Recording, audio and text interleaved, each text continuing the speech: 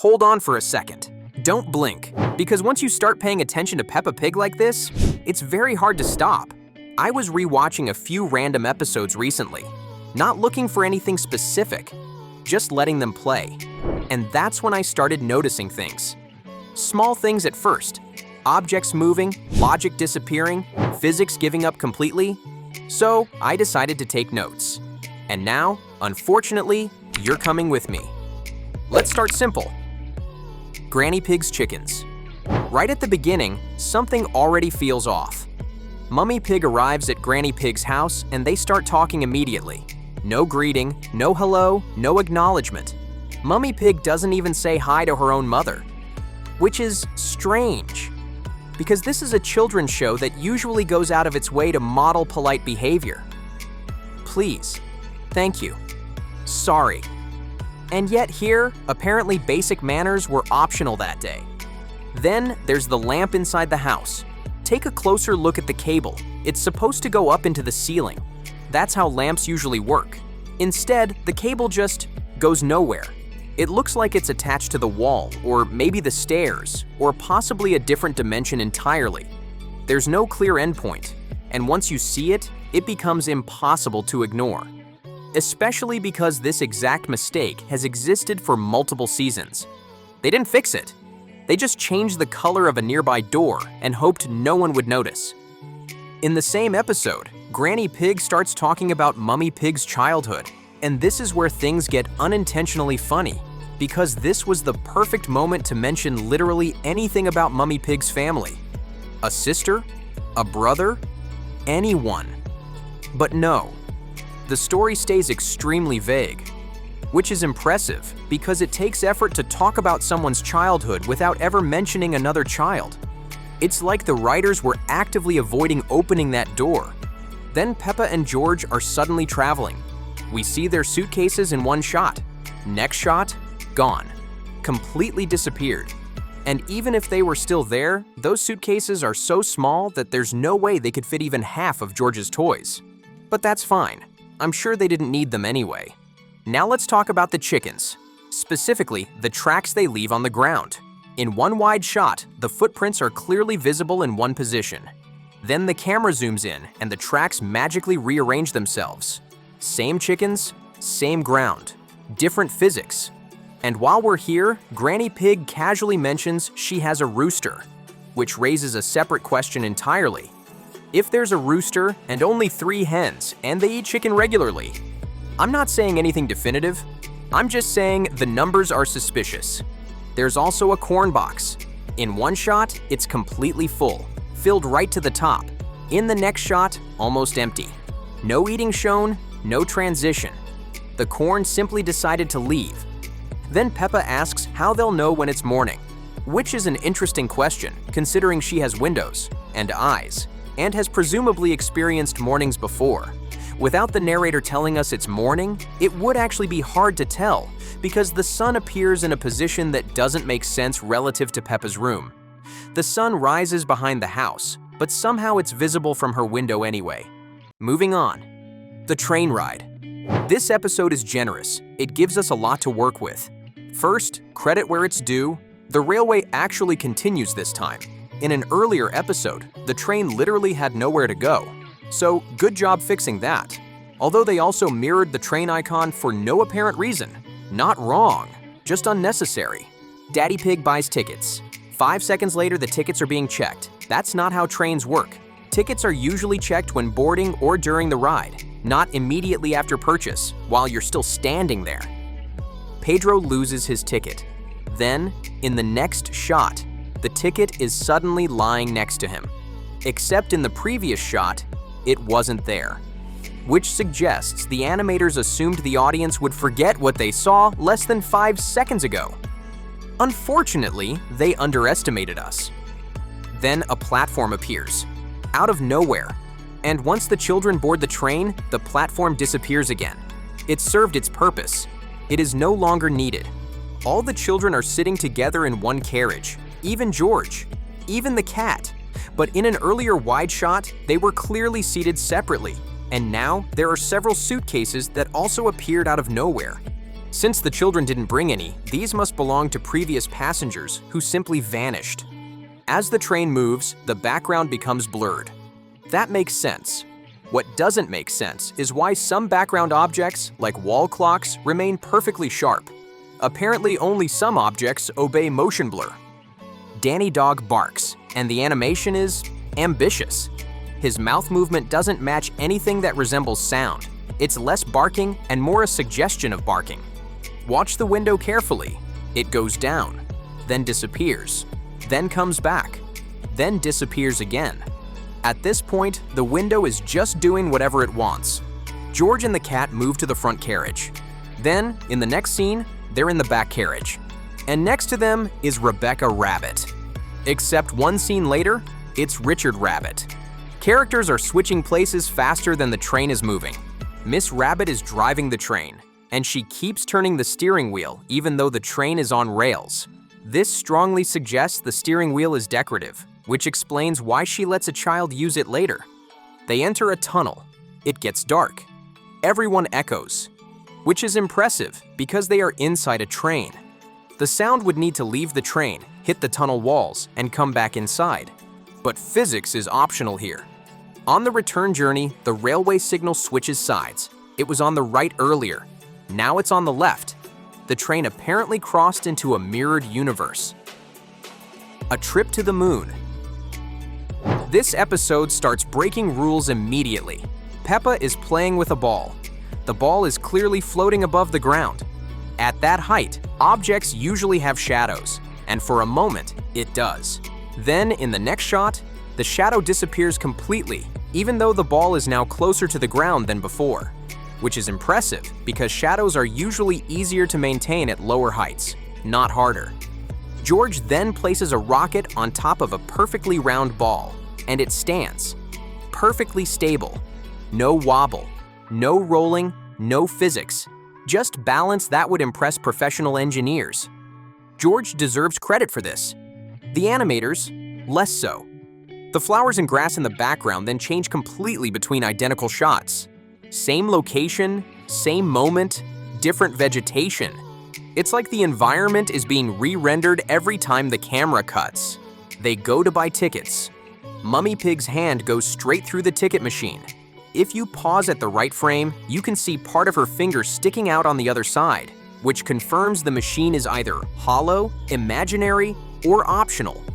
During takeoff preparation, there's a rare improvement. The animators actually bend rabbit ears instead of letting them pass through solid objects. This is notable because it almost never happens. This is my first compliment. They talk about planets. A very pink planet appears. There is no planet in the solar system that looks like that. Edmund says it's Venus. Everyone agrees. The planet then appears again later, and again. The same planet, repeated multiple times during the trip. Either they're orbiting in circles or the background looped. They arrive on the moon. And immediately, something is wrong. If you're standing on the moon, you should not be able to see the moon in the sky, because you are on it. There is only one moon. Meanwhile, Earth is visible, but Africa is missing. Europe is there. Africa is not, which raises questions. There are no episodes set in Africa, so maybe this is intentional, or maybe they just didn't feel like drawing it. The anti-gravity simulation begins. The children bounce using rubber bands. If this were actually simulating moon gravity, their feet would still touch the ground occasionally. Instead, they float as if the ropes were calibrated for adults, which makes sense because they probably were. They walk through a door. In the previous shot, the walls behind the door were dark. In the next shot, they're light. Same door, different universe. Miss Rabbit's hands change color mid-episode. They become more gray than before, possibly to contrast with the walls. More likely, it's just another inconsistency. They break moon candy. The moon image on the candy mirrors itself when it splits. Apparently, even candy obeys mirroring rules. Goldie the fish. Daddy Pig is driving to work? Several questions arise immediately. When did he buckle his seatbelt? When did he start the car? And who exactly is he honking at? He hasn't even entered the road yet. There is nothing in front of him except a downhill slope. Mummy Pig feeds Goldie. George is suddenly taller than he should be. His head should be around Peppa's mouth level. Instead, it's much higher. Scale has temporarily failed. Mummy Pig dials the phone without looking. When she presses the red button, the white button shrinks by itself, which is impressive technology. The door closes by itself. Must be the wind. Indoors. At the bus stop, the schedule ends at 12 o'clock. Does that mean buses don't run after noon? This is Britain, not a remote village with 3 buses per day. The bus honks using the steering wheel, which makes the bell unnecessary. The ticket machine is invisible from one angle and appears in the next. Coins spawn behind characters as they walk. Mr. Bull turns around. His tuba is under his left arm. Next shot, it's under his right arm. It was mirrored for no reason. Also, his outline overlaps with the tuba, which means depth has stopped working. Miss Rabbit cannot decide how buses are supposed to announce stops. Sometimes there's a bell, sometimes a honk, sometimes silence. The arrival time on different bus stop signs is identical, which would require the bus to teleport.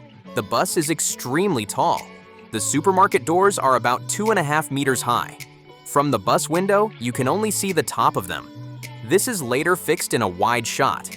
At the vet, there's a creature in a cage. It looks like a parrot. Sounds like a parrot, but it has 2 visible eyes. Parrots usually only show 1. If you know what this creature is, write it in the comments. Goldie coughs. Fish cannot cough. At one point, the door nearly closes on George. Possibly an automatic door system that doesn't recognize objects that small. Mummy Pig's legs pass over the front wheel of the car, but not the rear wheel. Daddy Pig pulls one side of the car handle, but the other side moves. Miss Rabbit's ears still pass through the metal roof of the car, despite earlier improvements. Dr. Hamster loses her seatbelt in a single blink. That's illegal in most realities. Mr. Bull sets up cones and a traffic light in front of Peppa's car. The distance between the cars was only a few meters. He works very fast. 5 cones surround the hole, then suddenly there are only 2. No one moved them. Mr. Bull lifts and throws what looks like hundreds of kilograms of cast iron with thin arms, which raises the question of why they need a crane at all. Miscellaneous escalation. At the carousel, characters are drawn on top of the ride instead of inside it. Rebecca is sitting on a pole instead of a seat. A tear appears at mouth level. It could be saliva. Think about that. George's seat switches sides. The car was mirrored, not rotated. A yellow flower moves between scenes. Chocolate breaks in a way that suggests it was bitten, not snapped. Pictures on the wall shift upward while Peppa is talking. Mummy Pig finishes baking before the ingredients are used. The egg was already broken in a previous shot. Phone cords switch sides. Buttons change. Apps open without being pressed. Gas stove knobs appear on a regular cabinet. Cookies aren't hot, despite dialogue insisting they are. Ceilings change color from blue to orange. Characters stare at the ceiling instead of Dr. Hamster. Hay disappears from a box and later partially returns. Children swap seats repeatedly. A locker disappears. A shadow doesn't change when an object shrinks. George and Richard speak only while hidden in crowds. Susie's shoulder grows out of her mouth. Lights are on with the switch off. Objects teleport. Signs duplicate. Reality mirrors. And this keeps happening. Clocks, computers, and reality giving up. Let's slow things down a bit and look at the kind of mistakes that don't jump out immediately, but quietly sit in the background, waiting for you to notice them. Because once you do, they become impossible to ignore. Take Grandpa Pig's cuckoo clock. When we first see it, both clock hands are broken and hanging downward. That's the entire problem of the episode. The clock is broken. Grandpa Pig takes it to the shed. And suddenly, in the next shot, the clock hands are fixed. No repair, no transition. They're just fine. Then, when Grandpa Pig walks inside the shed, the hands are broken again. And once more, after he leaves, they magically fix themselves. The clock isn't being repaired. It's just cycling through different states depending on what the scene needs. While Grandpa Pig is holding the clock, there is no winding key. In the very next shot, the winding key appears. It wasn't added. It simply spawned. Later, objects on the shelf behind him disappear when the camera zooms in. Nails vanish. A spray bottle is gone.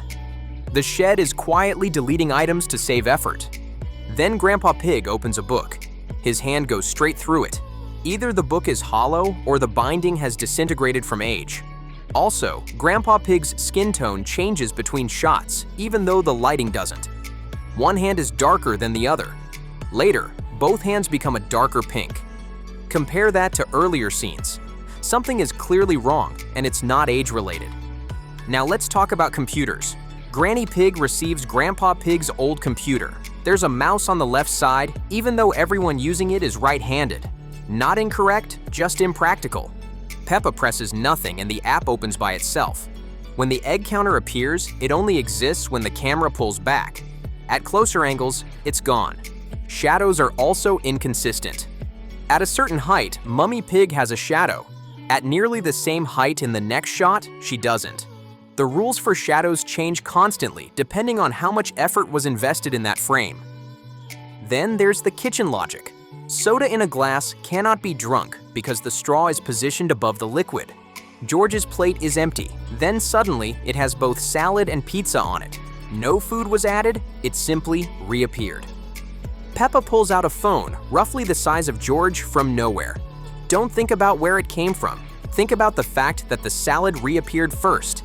In another episode, ingredients for cookies are untouched, yet the cookie base is already prepared. An egg was broken in a previous shot, but it's suddenly whole again. The kitchen exists in multiple timelines. Phone cords grow from different sides of the handset depending on the angle.